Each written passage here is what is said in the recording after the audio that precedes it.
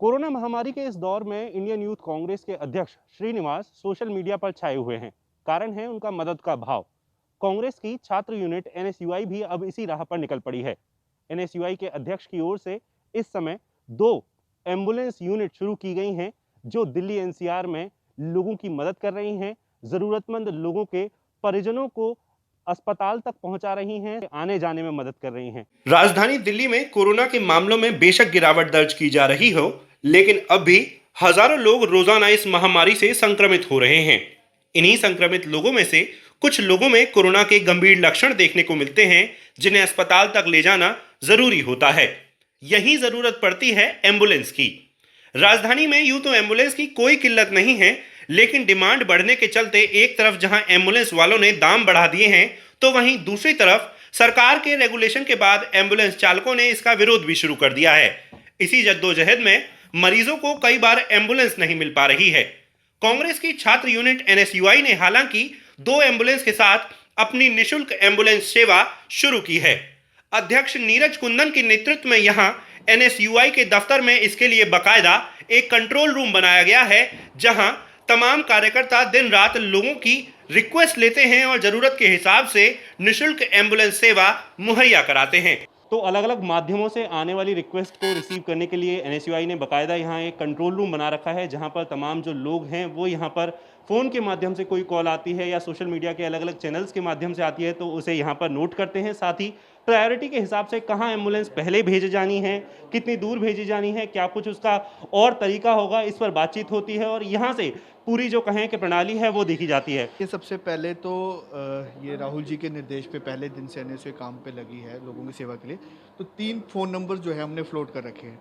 तो इन तीनों नंबर्स पे हमें 24 घंटे ये अवेलेबल है, हमें कॉल्स आती हैं और किसी को भी एम्बुलेंस की ज़रूरत है, जो हमारी एम्बुलेंस जो है वो ऑक्सीजन सपोर्ट के साथ है, तो वो हमारे पास लिस्ट आती है। ट्विटर की तरफ भी आती है, सोशल मीडिया के ज़रिए भी आती है। तो जहाँ पे भी हमें ज़रूरतमंद लोग हैं उनको बाइफिकेट किया जाता है कि कहाँ पे सबसे पहले पहुँचने की ज़रूरत है। तो वहाँ पे हम अपने वॉलंटियर जो हैं, जो ड्राइवर के साथ हैं, उनको बताया जाता है और वो उस लोकेशन में भेजा जाता है और उनको हॉस्पिटल तक जो है सुरक्षित पहुंचाने का प्रयास किया जा रहा है। सिर्फ दिल्ली से कॉल आ रही है या आपके पास और भी अन्य इलाकों से, अन्य हिस्सों से भी कॉल आ रही हैं अभी? देखिए, ये वाला नंबर जो है ये पर्टिकुलर दिल्ली एनसीआर के लिए है हमारे पास, लेकिन बाकी स्टेटों में भी हमारी ये एम्बुलेंस सर्विस चल रही है। उन स्टेटों के लिए सेपरेट फ़ोन नंबर है जहाँ पे जो है इसी तरीके से काम जो है किया जा रहा है। और कितनी कॉल्स एक दिन में, अगर हम रिक्वेस्ट की बात करें तो कितनी रिक्वेस्ट आ जाती हैं और कितनी रिक्वेस्ट को आप फुलफिल कर पाते हैं? देखिए, हमारे पास अभी 2 एम्बुलेंसेस जो हैं वो वर्किंग में हैं और आने वाले टाइम में हम कोशिश करेंगे कि इस एम्बुलेंस को हम बढ़ाया जा सके। तो अभी रिक्वेस्ट तो अगर हम देखें तो कम से कम हमें, मुझे लगता है कि 100 टू 120 रिक्वेस्टेस मोर देन एक दिन में आ जाती हैं, लेकिन हम अप्रॉक्सीमेटली 20 से 25 जो है एक दिन में जो है वो पूरी कर पाते हैं, क्योंकि 2 एम्बुलेंसेस हैं।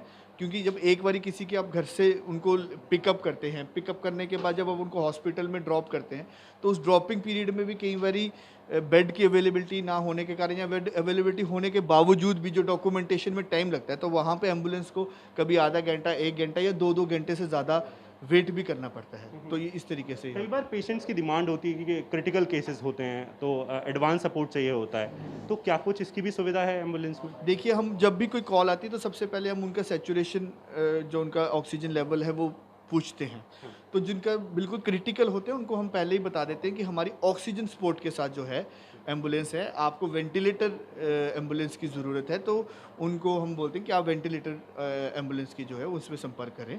तो वो हम मतलब ये चीज़ सुनिश्चित कर लेते हैं कि जो हमारे पास जो पेशेंट आ रहा है वो वही हो जिसको ऑक्सीजन सपोर्ट जो मिले, तो उससे उसको जो है बचाया जा सके। कि आजकल जो जिस तरह से स्थिति बनी हुई है, कई बार होता है कि अस्पतालों में आप ले जाते हैं लेकिन बेड अवेलेबल नहीं है।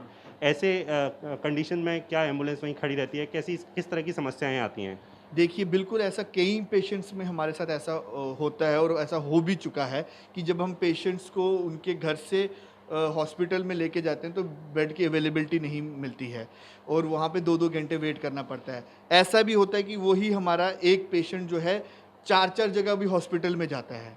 4-4 हॉस्पिटल में जाने के बावजूद जो है उनको बेड जो है नहीं मिलता है। परंतु जब एक बारी हम किसी पेशेंट को ले लेते हैं तो ये हमारा एक ड्यूटी बनती है कि हम पूरी कोशिश करते हैं कि उनको किसी तरीके से हॉस्पिटल तक जो है पहुँचाया जा सके। और अभी अगर किसी को एनएसयूआई से एम्बुलेंस की सुविधा चाहिए, एम्बुलेंस सर्विस लेना चाहता है, तो कैसे संपर्क कर सकते हैं आपको? देखिए, आप हमें सीधे हमारे ट्विटर हैंडल पे टैग कर सकते हैं, सोशल मीडिया के द्वारा। अगर आप ट्विटर हैंडल पे नहीं टैग करना चाहते हैं, तो हमारे फ़ोन नंबर्स हैं, मैं चाहूँगा कि कैमरे पे आप इन पे नज़र रखें। ये 3 नंबर्स हैं हमारे, 3 नंबर्स हैं, ये 24 घंटे हमारे जो हैं वो नंबर चल रहे हैं। इन नंबर पे कभी भी आप लोग हमें संपर्क करके तो हमें सेवा करने का जो है वो अवसर जो है वो दे सकते हैं। मेरे पीछे जो आप एम्बुलेंस देख रहे हैं, ये वही एम्बुलेंस है, ऑक्सीजन युक्त ये एम्बुलेंस है, जिसमें अगर कोई मरीज़ है जिसको ऑक्सीजन की ज़रूरत है, ऑक्सीजन सपोर्ट उसे बाकायदा दिया जा सकता है। साथ ही जो उसका अस्पताल है, वहाँ ले जाकर ये एम्बुलेंस जो पूरी सुविधा है, वो दे सकती है, उसे अस्पताल में भर्ती करा सकती है। मौजूदा समय में एनएसयूआई की ओर से 2 ऐसी एम्बुलेंस चल रही हैं और आने वाले दिनों में इसका विस्तार किए जाने की भी बात कही जा रही है। आकाश शर्मा, ईटीवी भारत, दिल्ली।